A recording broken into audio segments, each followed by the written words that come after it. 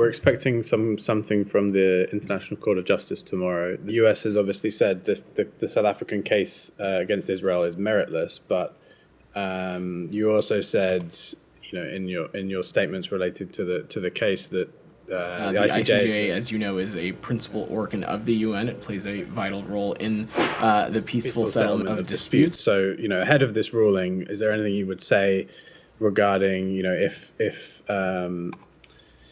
provisional measures are advised by the court, should parties abide by them?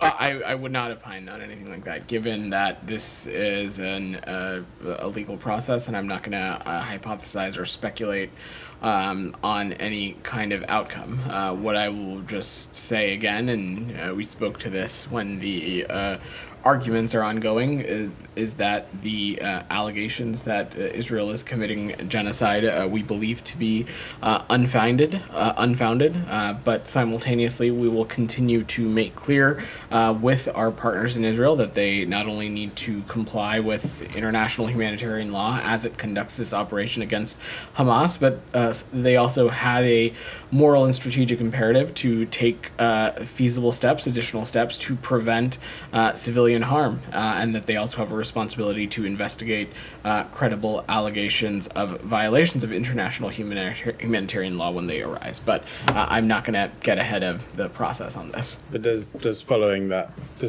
international humanitarian law extend to following international law when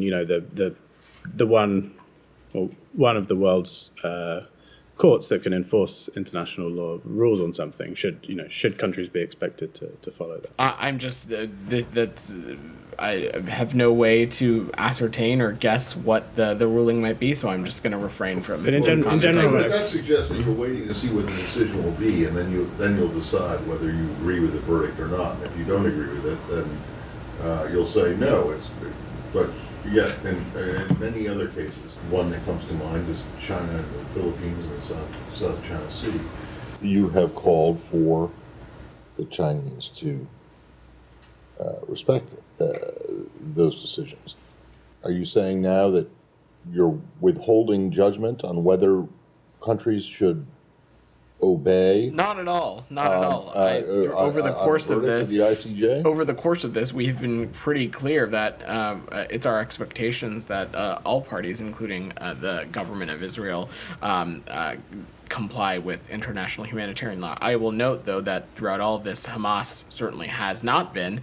But what I'm saying is I'm not going to opine on any forthcoming ruling on this, and I will reiterate again that at the crux of this, when these arguments started the week before last, that was rooted in this notion that and these allegations that Israel is committing genocide, and I will say again that we find those allegations to be unfounded. But in general, when a court is ruling on something, you can argue that you don't agree with South Africa's argument, but it sort of undermines the legitimacy of the whole system if the US is not saying ahead of time whether this ruling is meaningful or whether you would expect countries to follow it. Again, I will just say, and you've heard me say this before, our expectation is that Israel needs to and must comply with international humanitarian law, but I'm not going to get ahead of tomorrow's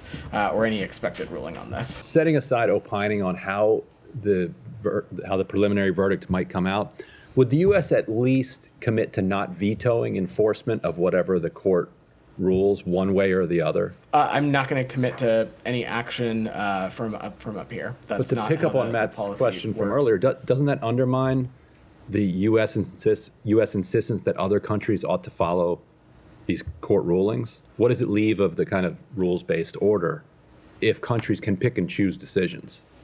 That's certainly not what I was indicating. Again, I think we need to take a step back here because a decision has not come down, and no one here knows, unless you can tell the future, what exactly that will be.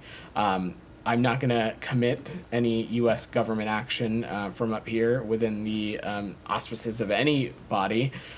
What I can say is that we believe that the the allegations that started this process, that Israel is committing genocide, we believe those to be unfounded. Simultaneously, though, we'll continue to raise with our Israeli partners the moral and strategic imperative that they need to take additional steps to minimize deaths on civilians. But I'm not going to get into this process beyond that.